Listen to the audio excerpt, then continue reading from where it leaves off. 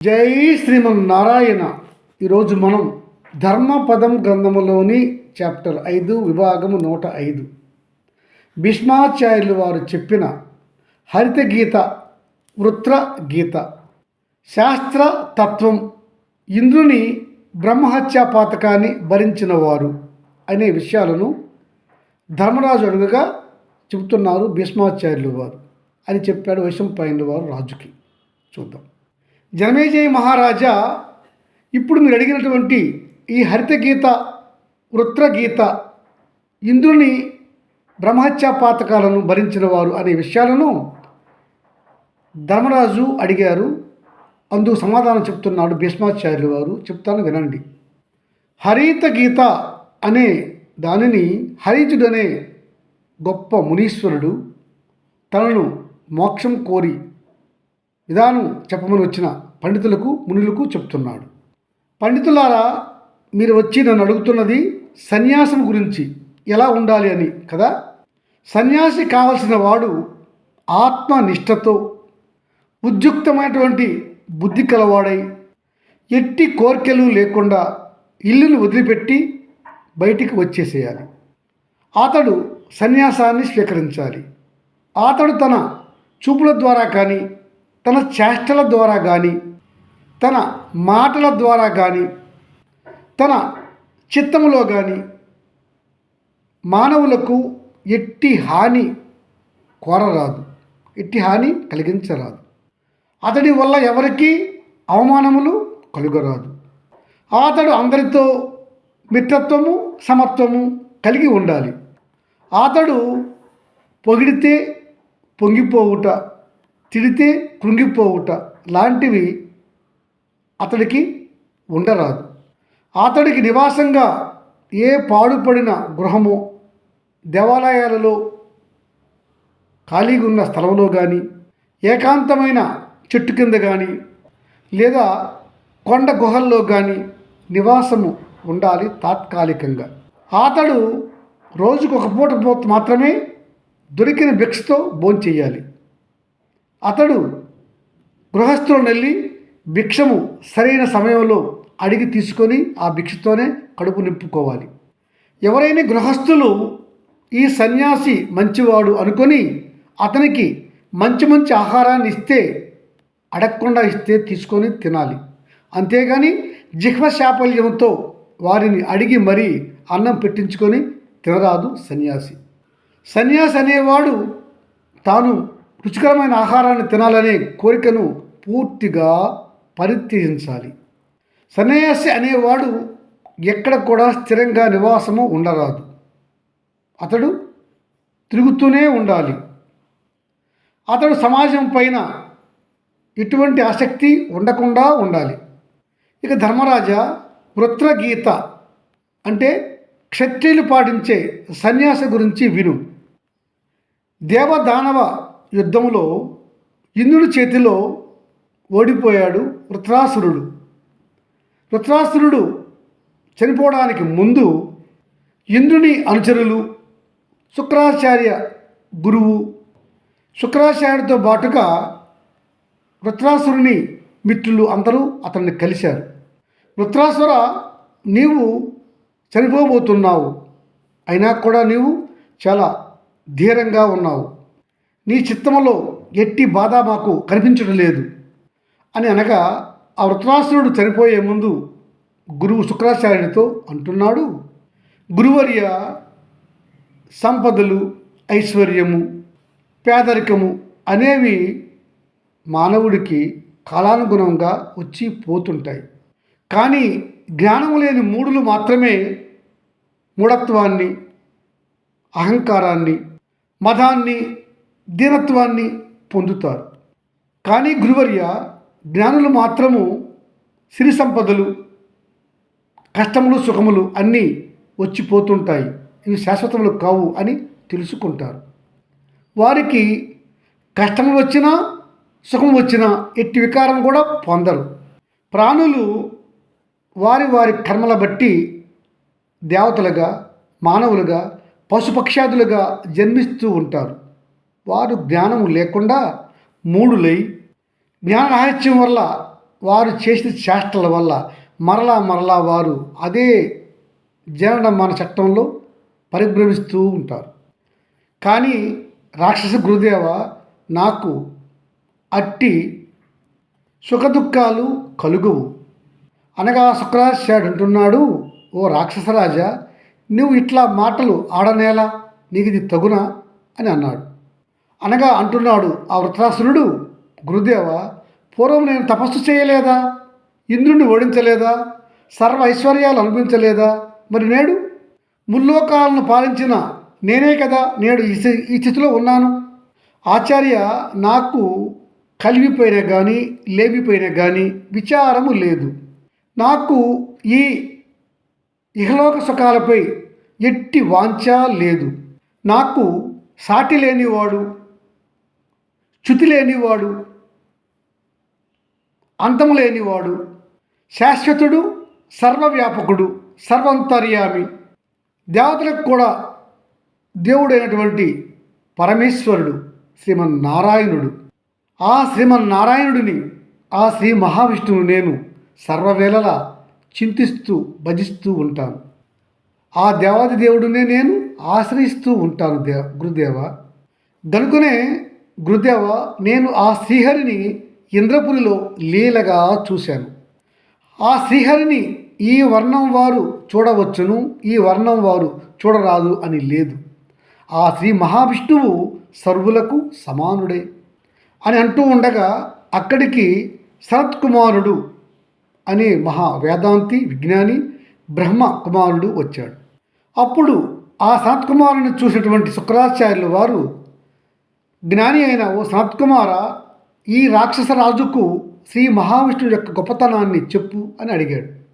అప్పుడు సనత్కుమారుడు ఇలా చెప్తున్నాడు ఆ రాక్షస రాజుకు, ఓ రాక్షస రాజా వృత్రాసుర, ఈ సర్వ చరాచర జగత్తు శ్రీ మహావిష్ణువు నుండియే ఉద్భవిస్తూ ఉంది. ఈ సర్వ జగత్తు, సర్వ విశ్వములు, చరాచరములు అన్నీ కూడా ఆ శ్రీమన్నారాయణ నుంచి ఉద్భవించి అతనిలోనే ఉండి చివరికి మరలా అతనిలోనే ఐక్యమవుతాయి. ఈ చరాచర జగత్తులో ఉన్న మానవుడు మాత్రం ఆ నారాయణుడిపై అచంచలమైన భక్తి విశ్వాసములతో అతడిని గాంచవచ్చును. అతనిపై భక్తి విశ్వాసములతో పాటుగా సత్కర్మలు ఫలాపేక్ష లేకుండా చేయగలగాలి. అతడు ఇంద్రియ నిగ్రహంతో ఉండి ఆ భగవానుని ప్రార్థిస్తే, అతని యొక్క భక్తిలో ఉంటే తప్పక అతడు ఆ శ్రీమన్నారాయణుడిని గాంచగలడు. అంతేగాని అతడు చేసే దానముల వల్ల, యజ్ఞ యాగాదుల వల్ల ఆ శ్రీహరిని అతడు చూడలేడు. వృత్రాసుర, శ్రీ మహావిష్ణువు యొక్క రూపమే విష్ణువు. ఆ విష్ణువుకు ఈ భూమి ఒక విధమైన పాదములు, ఆకాశము స్వర్గము అతనికి తలగా ఎరుంగుము, సర్వ దిక్కులు అతనికి భుజాలుగా తెలుసుకొనుము. ఆ దేవాది దేవుడైన నారాయణుడు సర్వ దేవతలకు, సర్వ మానవులకు, సర్వ జీవులకు, అచరములకు కూడా ఆది పురుషుడై అధిదైవమై ఉన్నాడు. అతడే అందరికీ కారణ స్వరూపుడు. అతడే ప్రాణులను సృష్టించుట, నిర్జీవులను సృష్టించుట, వాటిని తిరిగి రక్షించుట, వాటిని తిరిగి తనలో లీనం చేసుకునుట అంతా అతని యొక్క లీలా స్వరూపమే. మానవులు చేసిన కర్మల వల్ల వారికి ఈ అవస్థాభేదములు జీవితంలో కలుగుతూ ఉంటాయి. వారు చేసే ఆ అవస్థా భేదములు రంగుల రూపములో అనగా వర్ణములుగా మారుతూ ఉంటాయి. అట్టి ఆ వర్ణములు 6. అందులో నలుపు కలిసిన ఎరుపు, నలుపు, ఆకుపచ్చ, పసుపు రంగు, ఎరుపు రంగు, తెలుపు, ఇలా సర్వ దృష్టి సంహారాలు కూడా ఆ శ్రీ మహావిష్ణువే. మానవుడు తాను చేసిన కర్మల ఫలంగానే అతడు ఉత్తమ గతిని, మధ్యమ గతిని, నీచస్థితిని పొందుతూ ఉంటాడు. ఈ 3 స్థితులలో మానవుడు పరిభ్రమిస్తూ ఉంటాడు. ఇలా ఈ 6 వర్ణములలో ఎవరికి మంచి వర్ణం వస్తుందో తెలుసా? ఎవడు ఇతరులకు మేలు చేస్తాడో, ఎవడికి ఇతరులపై ద్వేషం ఉండదు, ఎవడికి ఆశలు లేవో అట్లాంటి వాడికి ఉత్తమ స్థితి కలుగుతుంది, ఉత్తమ రంగు కలుగుతుంది. వృత్రాసుర పుణ్యకార్యములు ఏ మానవుడు చేస్తాడో అతడికి ఉన్న మాలిన్యములన్నీ కూడా ఆ పుణ్యకార్యాల వల్ల తొలగిపోతాయి. అప్పుడు అతడు పవిత్రుడవుతాడు. ఎవరికైతే శుక్ల వర్ణ వ్యవస్థతో కూడినటువంటి నిర్మలమైనటువంటి మనస్సు ఉంటుందో, నిర్మలమైన శుక్ల స్థితి, శుక్ల చిత్తము కలిగి ఉంటాడో, ఉత్తమ కార్యక్రమాలు చేస్తూ ఉంటాడో, పుణ్యకార్యాలు చేస్తూ ఎవడైతే ధర్మ జీవనాన్ని గడుపుతాడో అట్టివాడు శ్రీ మహావిష్ణువుపై ధ్యాస ఉంచి భక్తితో అతడిని ప్రార్థించి అతడిలో చివరికి మోక్షాన్ని పొందగలుగుతాడు అని సనత్కుమారుడు వృత్రాసురునికి చెప్పగా, ఆ వృత్రాసురుడు ఆ బ్రహ్మపుత్రుడైనటువంటి సనత్కుమారునికి శుక్రాచార్యునికి నమస్కరించి ప్రాణములు విడిసి ఉన్నతమైనటువంటి సద్గతిని విష్ణులోకాన్ని చేరుకున్నాడు. తదుపరి ధర్మరాజా, నీవు అడిగిన ప్రశ్నకు బదులుగా వృత్రాసురుడు 60,000 సంవత్సరములు మహా తపస్సు చేసి గొప్ప వరాలను బ్రహ్మ నుంచి పొందాడు. అందువలనే అతడు ఇంద్రుని కూడా జయించగలిగాడు. చివరిగా వృత్రాసుర ఇంద్ర యుద్ధంలో ఇంద్రునికి శక్తి సాలక ప్రార్థించగా అతనికి త్రిమూర్తులు వచ్చి సహాయపడ్డారు. శివుని తేజస్సు వృత్రాసురునిలో జ్వరంగా చేరింది. విష్ణువు తేజస్సు ఇంద్రుని ఖడ్గములో అంటే వజ్రాయుధు అనే ఆయుధములో శక్తిగా చేరింది. అందువల్ల ఇంద్రుడు ఆ జ్వరంతో ఉన్నటువంటి వృత్రాసురుని తన ఖడ్గములో ఉన్న విష్ణువు శక్తితో సంహరించాడు. బ్రాహ్మణత్వంతో ఉన్నటువంటి వృత్రాసురుని చంపినందువల్ల ఇంద్రునికి బ్రహ్మహత్యా పాతకం చుట్టుకుంది. అందువల్ల ఇంద్రుని భార్య శశిదేవి ప్రార్థించగా బ్రహ్మదేవుడు ఆ ఇంద్రుని యొక్క ఆ పాతకాన్ని అగ్నిదేవునికి, వాషధి మొక్కలకు, చెట్లు గడ్డి మొక్కలకు, స్త్రీలకు, నీటికి పిలిచి వారిని ఒప్పించి వారికి పంచాడు. అగ్నిదేవ, నీకు ఈ పాపము శాశ్వతం కాదు. నీవు మండకుండా ఉన్నప్పుడు హవిస్సులను నీలో వేసేవాడికి ఆ పాపం పోతుంది. వాసది మొక్కలు, వృక్షములారా, ఎవడైతే పండుగ దినాల్లో కూడా మిమ్మల్ని నరికివేస్తాడో అట్లాంటి వాడికి మీ పాపం పోతుంది.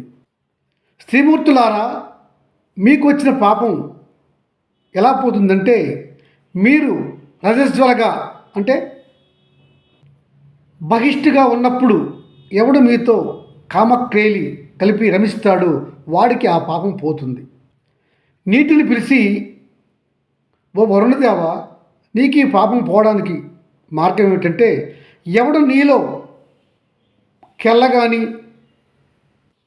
మలమూత్రములు కానీ విడిచిపెడతాడో వాడికి నీ పాపం పోతుంది అని చెప్పి బ్రహ్మదేవుడు వారిని తృప్తి చేశాడు. తదుపరి ఇంద్రుడు అశ్వమేధ యాగం చేసి తన పాపాన్ని తుడుచుకున్నాడు. మరలా ఇంద్ర పదవిని పొందాడు. వృత్రాసురుడు చనిపోగా అతని శరీరం నుంచి వచ్చినటువంటి రక్తము పుట్టకొడుగులు అవి పుట్టాయి. వాటిని ఉత్తమ బ్రాహ్మణులు తినరాదు. వృత్రాసురుని శరీరంలో ప్రవేశపెట్టిన శివుడు జ్వరము పూర్వము దక్షయజ్ఞములో శివుడి నుదుటి నుంచి పడినటి ఒక నీటి బిందువు, అదే అతని చెమట బిందువు జ్వరంగా మారింది. ఆ శివుని నొసట చెమట బిందువుయే బ్రహ్మ కోరిక ప్రకారము మానవులలో జ్వరముగా ప్రవేశించి అతలని వాళ్ళను బాధపెడుతుంది. ఇలా ధర్మరాజా, మానవుల చావు పుట్టుకలకు, కష్టాలకు, సుఖాలకు కారణం తెలుసుకున్నావు కదా. ఈ హరితగీత, వృత్రగీత నీకు అర్థమైనది కదా అని అడిగాడు భీష్మాచార్యుల వారు ధర్మరాజును. జై శ్రీమన్నారాయణ.